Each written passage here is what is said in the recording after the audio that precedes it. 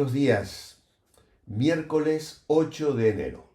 Nuestra lectura hoy en la Biblia, la palabra de Dios, se encuentra en Génesis 16 al 18, en Marcos capítulo 6. Meditaremos en el Evangelio de Marcos capítulo 6, versículos 1 al 4. Acompañemos a Eli y escuchemos atentamente la lectura de hoy. Evangelio según Marcos, capítulo 6, versículos 1 al 4. Salió Jesús de allí y vino a su tierra y le seguían sus discípulos. Y llegando el día de reposo, comenzó a enseñar en la sinagoga, y muchos, oyéndole, se admiraban y decían: ¿De dónde tiene estas cosas? ¿Y qué sabiduría es esta que le es dada y estos milagros que por sus manos son hechos? ¿No es este el carpintero, hijo de María, hermano de Jacobo, de José, de Judas y de Simón? ¿No están también aquí con nosotros sus hermanas? Y se escandalizaban de él.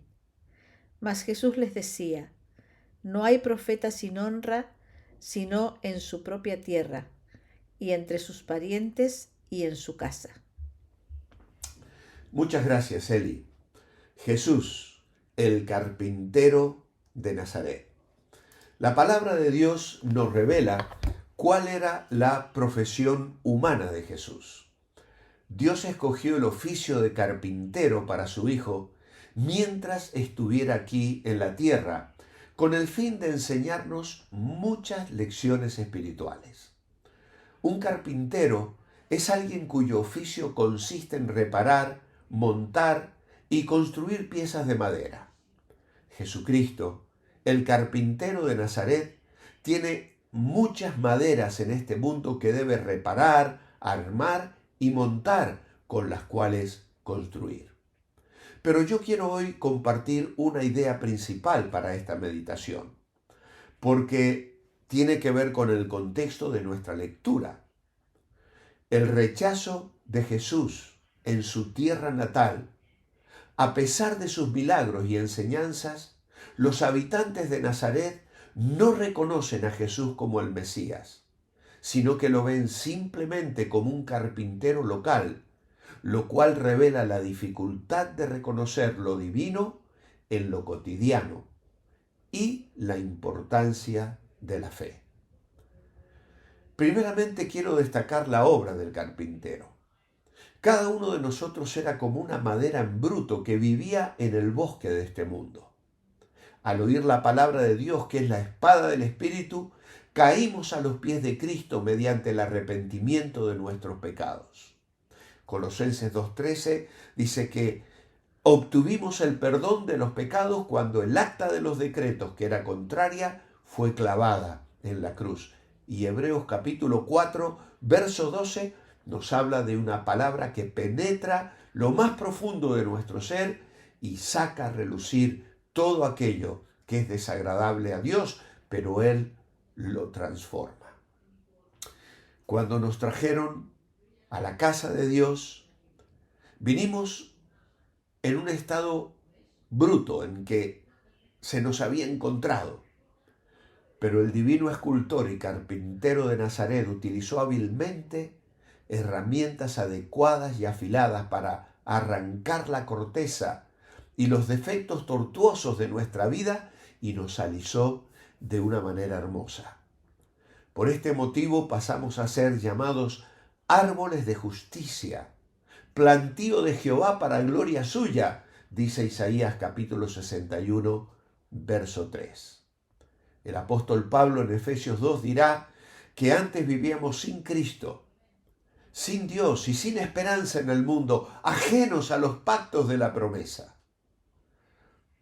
Íbamos rumbo a una eterna condenación, arrastrados por la corriente de este mundo.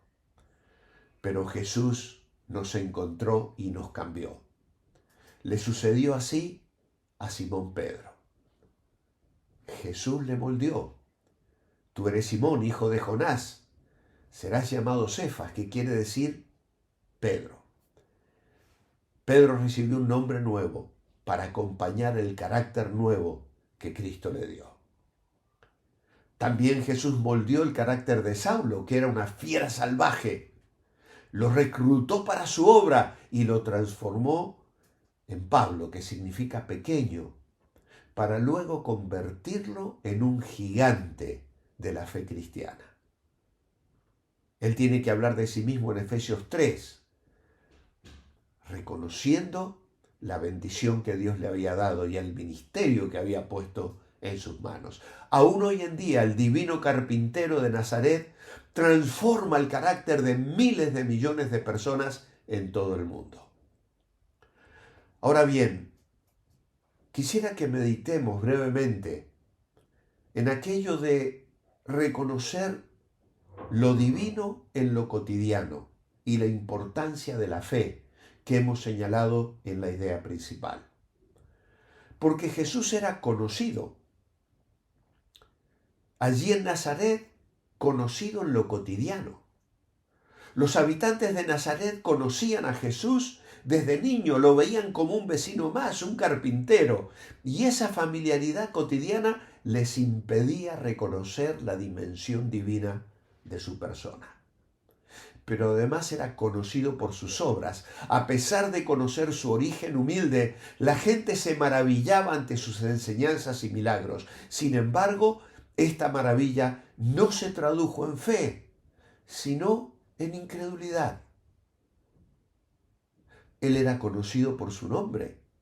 A pesar de conocer su nombre, no conocían su identidad.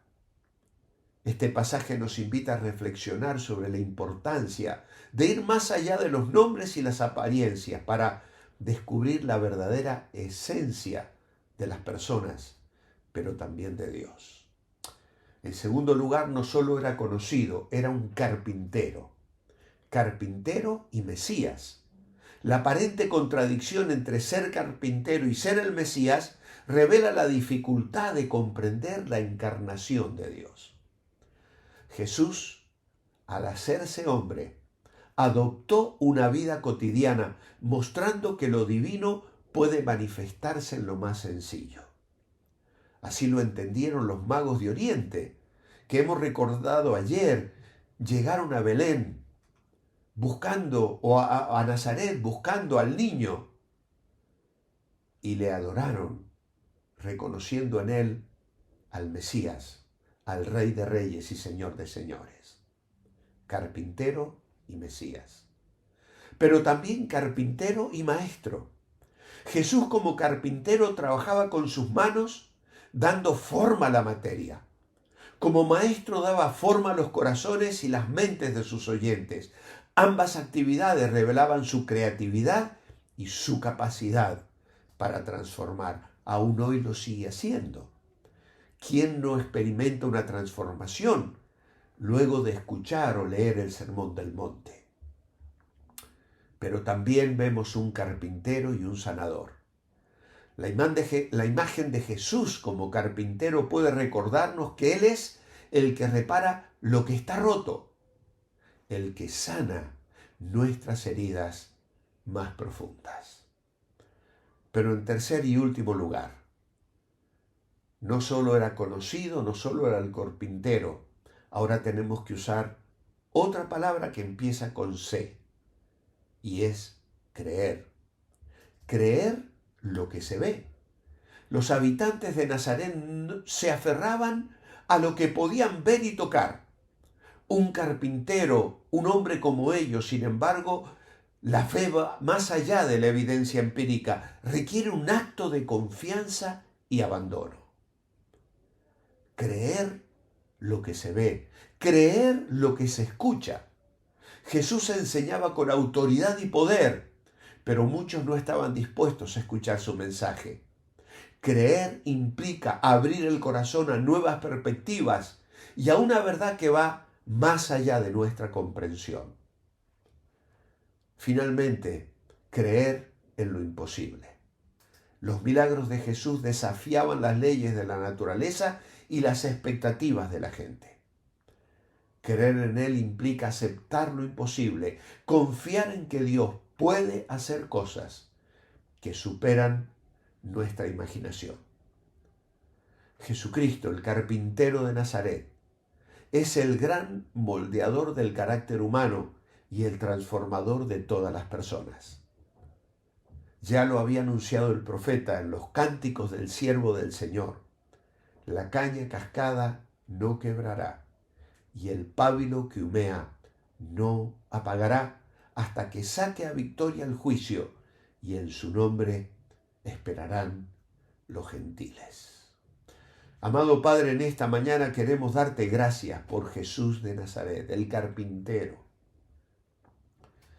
Nos duele pensar que las familias que le conocían, sus vecinos, no pudieron entender su identidad, su autoridad y su poder para transformar sus vidas.